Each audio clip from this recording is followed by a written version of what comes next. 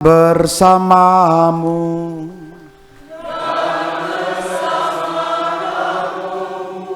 Inilah Injil suci menurut Yohanes.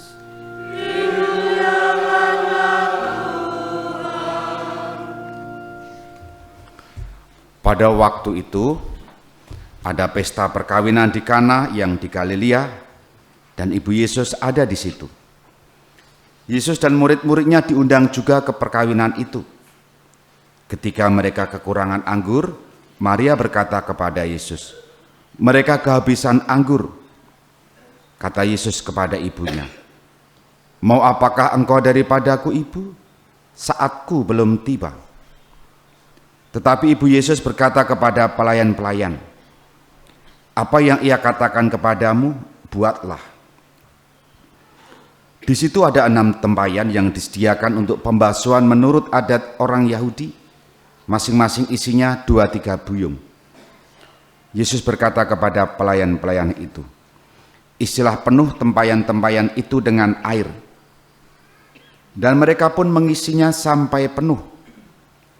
Lalu kata Yesus kepada mereka, "Sekarang cedoklah dan bawalah kepada pemimpin pesta." Lalu mereka pun membawanya.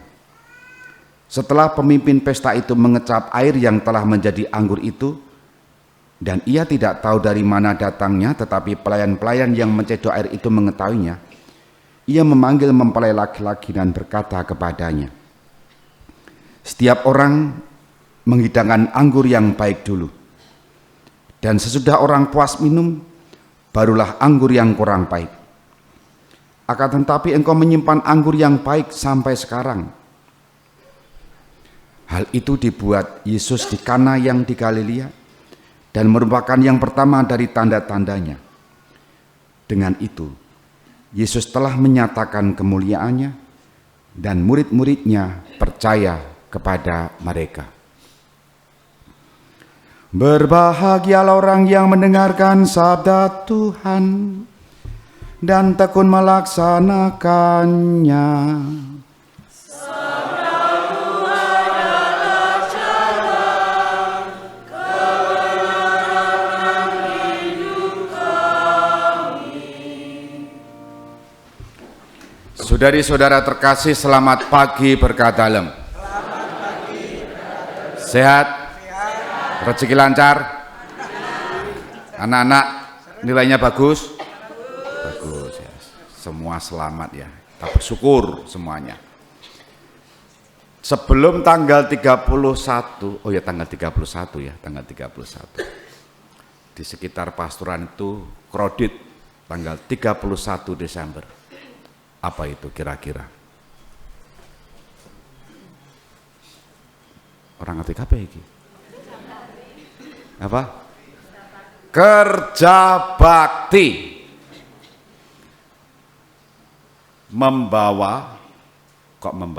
Menggotong, mengusung, nyangking apapun yang ada di gereja lama, termasuk pot-pot ini ya. Kan posisinya dulu di sebelah timur gereja kan, termasuk altar ini ya, termasuk Bunda Maria dan patung Yesus ini, termasuk kursi-kursi yang Bapak Ibu bawa ini, lenggai. Enak kan duduk di situ? Enak enggak? Gurih toh? Melu nyambut kerja bakti rak? Ya enggak apa-apa ya, kadang ada yang kerja bakti, kadang mong tiba penak ya ora apa-apa. Dan waktu itu saya itu khawatir, sungguh 3-5 hari sebelum tanggal 31. Kira-kira gereja sementara ini selesai apa enggak? Yang saya pikirkan waktu itu adalah kita di gereja sementara ini, dan kemudian kita akan duduk dengan kursi seng. Kursi seng yang untuk mereka yang sok bangsawan itu ya. Bangsane Tangyawan ya. Utawa sing kesat mlebu nang jero pengene nang jaba wae. Monggo ten ngajeng-ngajeng ngono kae. Pun mriki mawon kok. Linggo mburi ora kolektor. Waduh. Pikiran saya itu. Tetapi 2 hari sebelum memindah kursi, saya dengan Mas Agung ketua pembangunan itu menghitung keluasan ini dan keluasan gereja, hanya sebagian saja, tidak semuanya. Lalu kira-kira kursi di sana masuk enggak? Di luar perkiraan, ya. Perkiraan saya kan dengan kursi saya tahu. Semua kursi di gereja dalam dan di pendopo masuk di sini semua. Elak tak? Jumlah waktu itu 666. Diandaikan semua 666 pantat masuk di sini semua. Sudah dihitung.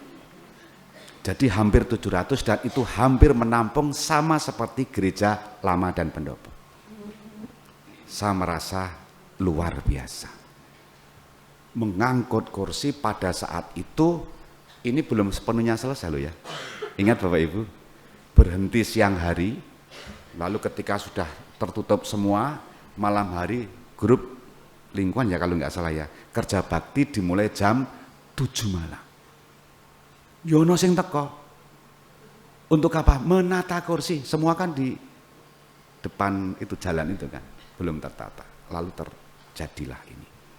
Bagi saya ini mukjizat. Ini istimewa. Yang semula tidak terpikirkan semua kursi bisa masuk dan akhirnya masuk. Ini satu pertanyaannya. Mengapa itu semua bisa terjadi? Halo. Karena waktu itu saya mengejar target 1 Januari pada Hari Raya Maria Bunda Allah, semua harus bisa mulai misa di tempat ini. Kira-kira kenapa bisa terpenuhi ini semua? Apa? Dikerjakan ya. Maka akan muncul istilah kerja bakti. Seneknya nggawa DVD waktu itu saya ingat ya.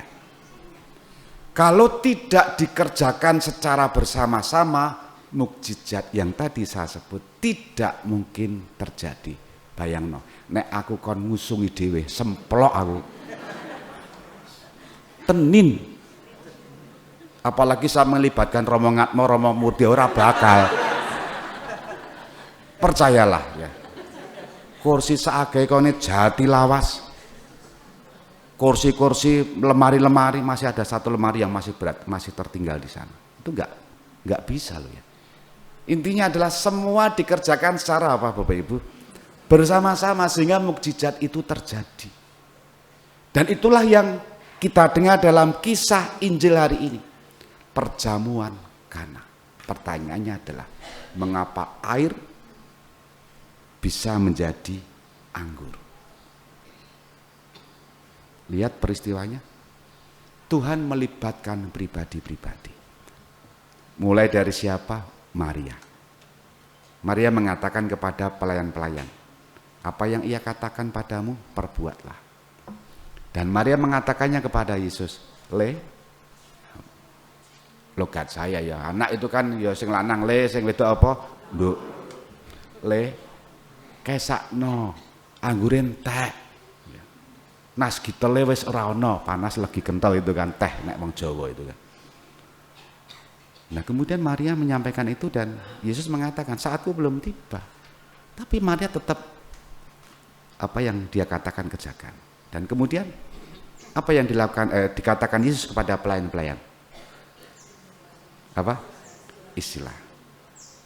Diisi dengan apa? Air loh ya. Air itu barang biasa. Dipakai sehari-hari oleh adat waktu itu. Untuk apa? Cuci kaki.